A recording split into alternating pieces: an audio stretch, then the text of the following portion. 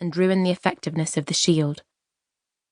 It was the first real amulet I'd ever made, the only one I'd ever made, since there's no way Jemba would have ever let me waste something as precious as silver for multiple tries, not to mention that this much silver could feed someone for a month, longer if they were frugal. I hid my amulet under my dress again, adjusting the collar so the metal chain wouldn't show.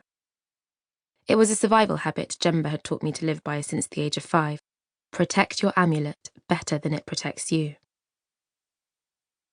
I spent part of the 3-mile walk to Thorn Manor dusting myself off with one of my clean dresses, and the rest of it gaping at the castle itself. It looked like something from a fairy tale. Brown stone, ground down unevenly and undefined by dust storms, parapets where ancient emperors might have stood, carved-out windows with glass added to them. There were castles like that in grassier lands, I knew. But here, who would want to be emperor of the hottest desert on the planet? Some foreign travellers called it exotic, others called it hell. The second was accurate heat-wise, but to look at it, heaven. Salt and iron crusted the land in yellow and rust, making the desert look alive with magic. But even a wonder like that wasn't enough to get travellers to pass this way. Not anymore. The evil eye had made sure of that. It said the evil eye was the first manifestation of sin, namely jealousy and greed. In a constant state of longing, it latches on to any human who desires the same thing it does. Thriving crops, a random string of good luck, even receiving too many compliments could draw unwanted attention. But material possessions, especially too much money, seemed to be the worst offender. Most of the clients Jemba and I saw were people who insisted on having too many nice things in their house, or, in the case of the man I was on my way to see, more money than any one human should be allowed to possess.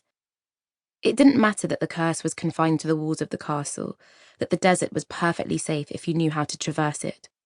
When it came to the evil eye, it was better to be safe rather than sorry. Evening was settling, the sun peeking over the horizon before it said goodnight, when I finally made it to the castle. I lifted my fist to knock, then went for the sand-crusted rope hanging beside the door instead. Inside, an ominous bell echoed my arrival. I waited maybe 30 seconds, probably less, I don't know. My aching feet were impatient to get off the ground and into a proper bed. Only the sound of footsteps stopped me from pulling it again. The door opened, splashing me with a gust of cold air like a pail of icy water. I shivered and clutched at the amulet around my neck, nearly second-guessing its power to protect me from what was inside. A white woman with greying hair and a sagging frown scrutinised me from behind small wire-framed glasses. She wore a wool sweater and a long, heavy skirt, an odd outfit for inside, let alone in the desert. Her pale face and hands stuck out like chipped spots on a dark-painted wall against her grey clothes and the stone foyer behind her. She raised her eyebrows, her gaze lingering too long on my face, but not looking me in the eye. My scar. I rubbed my cheek like I was soothing a sudden itch, wishing I could take the long mark on my skin with it.